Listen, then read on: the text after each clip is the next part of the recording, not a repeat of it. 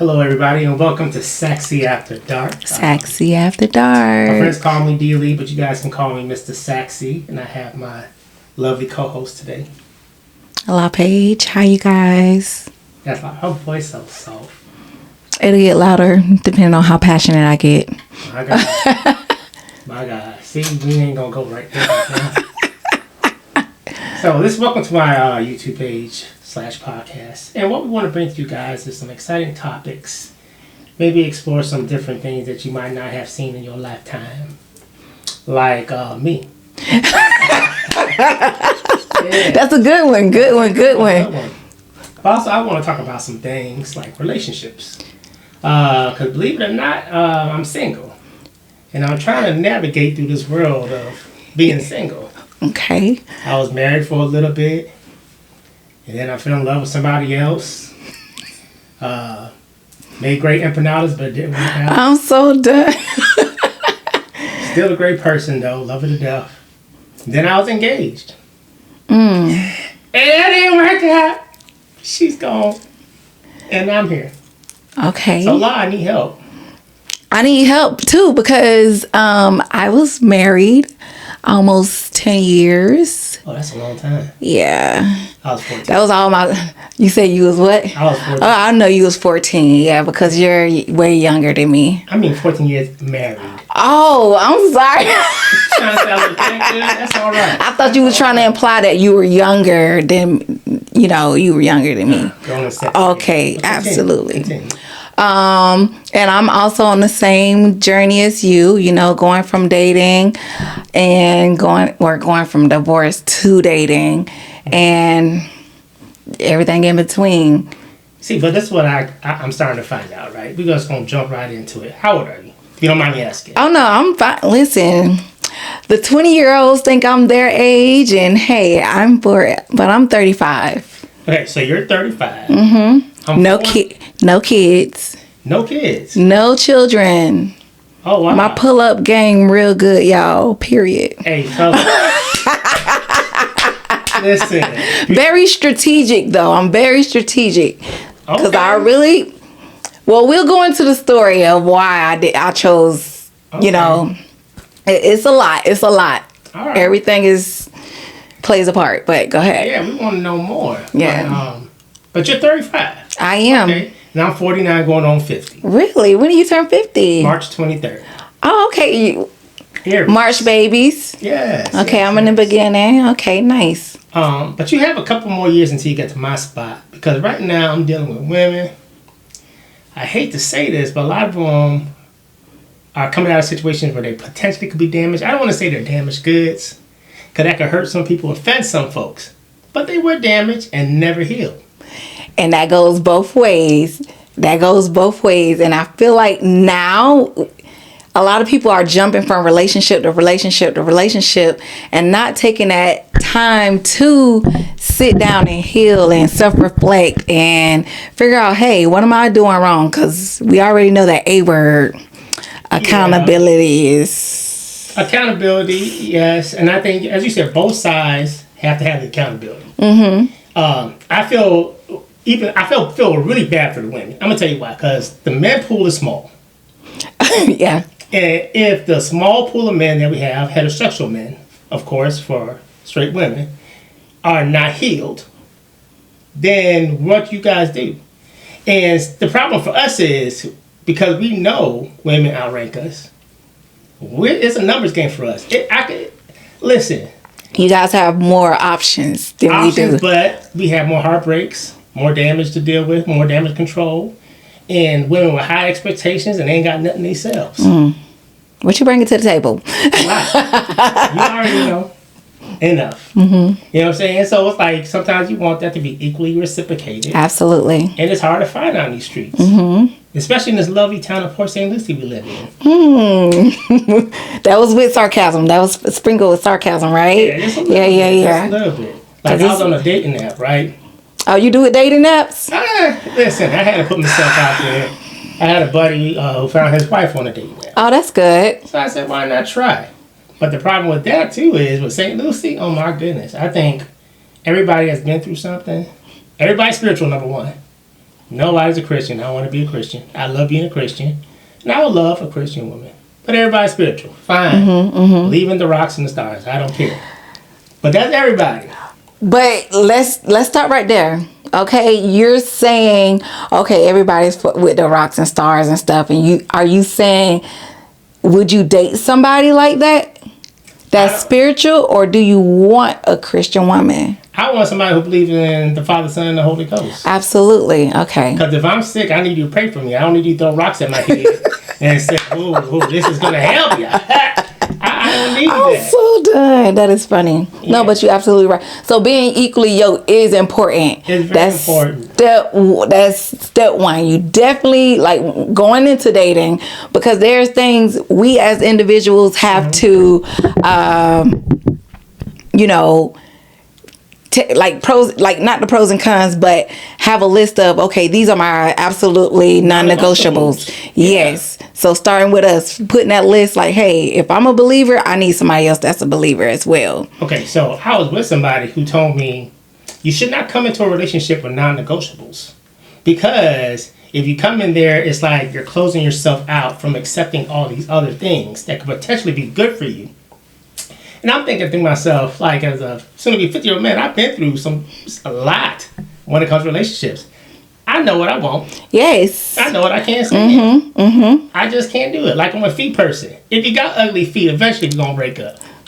I know, right? And people be like, oh, you got to put it. No, I don't. I just don't like ugly feet. And that's okay. Everybody has their thing. Don't let nobody... What's your thing? Ooh, what is my thing? Somebody that doesn't communicate well.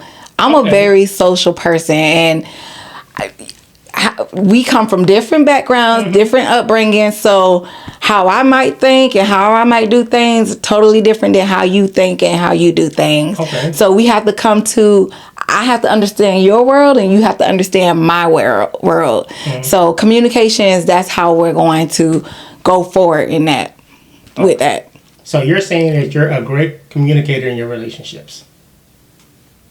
I try to be. Going forward, yes. Going forward, because that's something I had to listen. After I got divorced, this is year 3 for me. After I got divorced, I said I didn't want to be anybody's girlfriend, anybody's wife, anybody's nothing. I had to take a step back from being in a relationship after 9-10 years and find out, okay, who am I? Because in relationships, sometimes we compromise, we, put the other person before us, and we kind of lose ourselves and our identities. So I had to really spend time with God and be like, listen, okay, first of all, I was broken because nobody goes into a marriage wanting a divorce. No. So obviously that took everything, and I'm like, hey, dude, you asked me to marry you. I didn't ask you to marry. So I took my vows seriously, for better or for worse. Like, I stuck with this man. Like, I knew, like, I've already been telling my story on my platforms. Like, I dealt with infidelity in my marriage, and guess what? I wasn't the one that was cheating, surprisingly. So, and I thought I was gonna be the one to mess up the marriage. But anyways, God changed me. So, that's a whole different episode. We'll keep going. Yeah. This is the short version. But oh my gosh, where was I going with this? Girl, he cheated. Yes. He cheated, and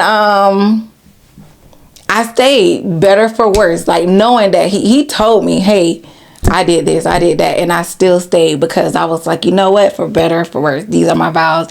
God told me to love this man through everything, and through my marriage, I feel like I have been preserved, and I learned how to love somebody unconditionally. Like, you learn how to love for real. Like, if you with somebody, you learn not only them, you learn yourself. Like, when you're talking to a friend, it's like, oh, dude, I'll never do that, or you should do that.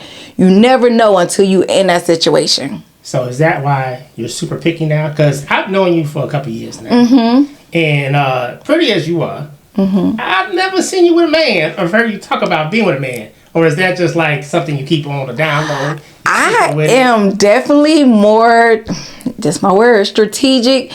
I don't go out with any and everybody. Okay. I believe in vetting.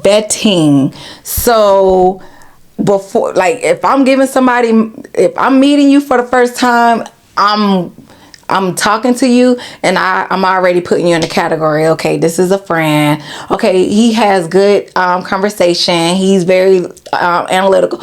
Like, I put guys in categories. So if this is somebody that has good father figure, Okay, like I get you. that, and then once I get there, we exchange numbers, then I'm like, okay, we're talking, and we're getting to know each other, and then that's when we'll go on date. I don't date when I don't go out in public with people. I don't feel you're dating with a purpose. absolutely. You're dating with a purpose. Absolutely. I get having the vetting process of really getting to know somebody. And do you feel like the guys hang in there, or do they get tired of that process? To be honest, you have a few that think they can, stand up, but going back to spirituality, you get a lot of wolves in sheep clothing. Yeah. Like, oh yeah, I'm a man of God, or oh, I'm this. Like, your character is gonna show. Your character, how you are, so at this point in time, I let them weed themselves out. Like, And see, I guess I'm like that when it comes to the opposite sex. I try to take my time. Sometimes it don't happen. I have some good buddies that try to slow me down, because I know it's hard to find a good person. So if I see a glimmer of light, I try to really bring that light out. so you're a hopeless romantic. I am a hopeless romantic. I am, but then it's like I have this 30, 60, 90 day now rule. The 30 days is usually the butterfly. The 60 day is kind of like when the rubber hits the road. And then the 60 to 90 is kind of your decision making. Like, is this something I could deal with? Can I nurture it? Is it something that's workable? And that's when you decide, am I going to stay or leave? You're very patient. That's for a guy. That's really good. 30, 60, 90. That's like the total extent. So I clear people out in a week. I was about to say, because mine's, I'm like, this ain't gonna work. Yeah. In a couple of weeks, I can clear somebody out just like that. But I mean, at the end of the day, in this process, you still got to enjoy who you are. Absolutely. And that's what I feel like it goes back to. Who we are and what we accept and what we allow. Like, we're on our own journeys. Sometimes we meet people that are either lessons, blessings, or, hey, oops, But I have to admit, sometimes I could be a little difficult. My life is complicated. And one of the main things is like my ex-wife. Even though we're divorced, over the years we become friends. We co-parent well. Sunday dinners, I have family dinners. Now it's just her, but I have other family members come over, best friends and stuff. And we all eat dinner on Sundays. Now, she has a boyfriend, she can bring her boyfriend. Oh, wow. If I have a girlfriend, I can bring my girlfriend. Oh, wow. It's definitely a mixed breed. But, my oldest daughter, she has a father, because, that was my baby I raised since I was Okay. So her birth dad, of course, is my ex-wife's ex. And I get along with him and his family. I have no worries. That says a lot about you.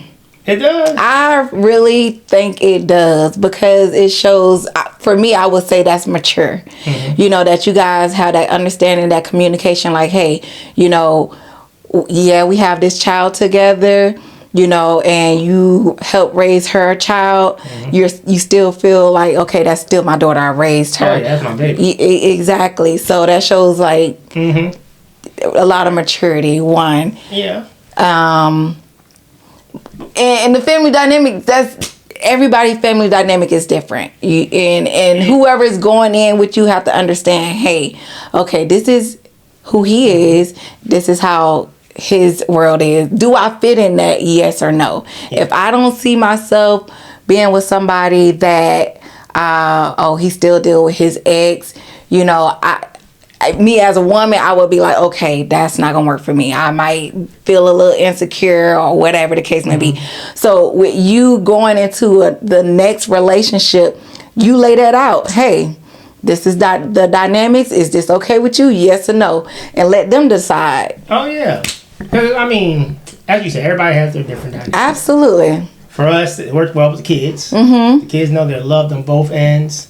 They don't see the arguing anymore. They don't see any of that stuff. Everything's like very peace. That's good. And I love it. So like when somebody come in here, oh, my ex-husband, this, I can't stand him. I'm like, well, that's good for you. But that's how it is over here. So that is something that has caused rifts in relationships that I have to try to develop. Okay, well, look, they weed themselves out to save you time and energy too. That's how you have to look at it. Yeah. Sometimes I question, am I doing the right thing? But then I look at my life and my kids and I say, yeah, I'm doing the right thing. Yeah, you have peace. That's the most important thing. That's all I want is peace. That's all I want. But everybody, at the end of the day, most of us want companionship. Companionship. You know, we're going to talk about companionship because that might have to be another episode. Okay. Because I think people take companionship like they getting a dog, like they walking a dog. You can't treat people like having a dog is companionship. And what I mean by that, if we together, we together. Just don't call me when you want me to call you or when you want to call me. You understand? And I'm preaching to the choir because I ain't going to lie, I'm guilty of that. I use companionship, the word companionship, like if I had a pet. Sometimes I want to fool with you, sometimes I don't. And then I be getting cussed out. They be like, oh, so you can't call? Well, I didn't feel like calling. Oh, no good morning, text this morning? No. But I think that's what our society is dealing with now. That, not that you're disposable, but okay, I don't want to deal with you right now. There's no, the commitment, I don't want to say the commitment part, but I feel like that's what it kind of boiled down to. It could. I don't know. You know, maybe I shouldn't have stopped seeing a therapist so early. I think this is a therapy session. We're letting it out. We getting both point of views. You know, wherever I'm wrong, you know, we correct each other, and we have audience that's, hey, you are wrong, or you know. Well, at the end of the day, I want everybody to have their own opinion, and definitely in the comments, please let us know your thoughts on what we're talking about, because I don't ever think I'm right, especially in relationships. Half the time I'm wrong. And I don't mind being corrected. And that's good. That means you're coachable, which is good. You know? Coachable, trainable, what word you want me to use? No, but when it comes to growth, how I look at relationships now, I've dated younger, like 10 years younger, and I've dated 23 older. So your spectrum all over. It was. Listen, that year after I got out of the divorce, it was like I was fresh out of jail. I was like young, old. Listen, like I definitely went from one extreme to the next. I did, but it was everything, and everybody has their purpose. They serve their purpose. I learned so much from. I don't know how should I take that. Okay, so at the end it didn't work. I knew it didn't. I wasn't gonna work. Like with the younger guy, I was fresh out of I wasn't even divorced yet. I was separated, and he was. It's so funny. I've told the story before, but long story short, I was like, listen, I know your aunt. I am not going to deal with you. I just got I'm separated. I'm not even all the way divorced. Like, I don't want to drag you in my problems. And he was so adamant, so persistent, so consistent. Like, hey, I want to be with you. And I'm like, no. Look, I was standing 10 toes down, and I let one pinky toe up, and I got swept off my feet. Young dude had me in the chokehold for 3 years, longer than what I was supposed to. Wait a minute. I know it was so long. Listen, this is how the enemy have you sometimes. Look, you go out there in the sea, you think you split splashing, and then you stay longer than you need to, and you somewhere you don't need to be. I knew. I was like, this dude is young. You need to travel. You need to go do your thing. I'm older. I don't want to put that pressure of, okay, I'm older, I might want kids. You know, I don't want to have him grow up too fast with what I had going on. I told him that, but he was like, no, I'm ready. I was like, whatever. I knew I shouldn't have entered that. But literally. but I learned so much. And when it came to, like, I don't know if you dated younger. I have. How much younger? That was a nervous. So, all right. So, oh, it better be over 20. Can they drink? They can drink. Okay, that's it. You in there. 25 years. Younger. Okay, so that's 20. So about 25. That's not bad. 25. That's not bad. But you know, wearing a shirt, because I don't know what that joker was doing. Let's not. Okay, take out age. Let's look at maturity, because some people are more mature. Like, you know, based off how they were raised and all of that thing. You know, some people, especially now, some of these kids are being raised by their grandparents. So they got that old upbringing. You know, so I don't look at age now. As long as you old enough, you're responsible, you're taking care of your, you have your things going on in life. And we can come together and, like, okay, that's how I look at it. I have to tell you this. I used to think like that. But the thing while I was a young chick, right? You know, I was chilling by the fire pit in the backyard. And I have a little cigar and stuff. I'm putting on a Charlie Wilson. Who is this? Oh.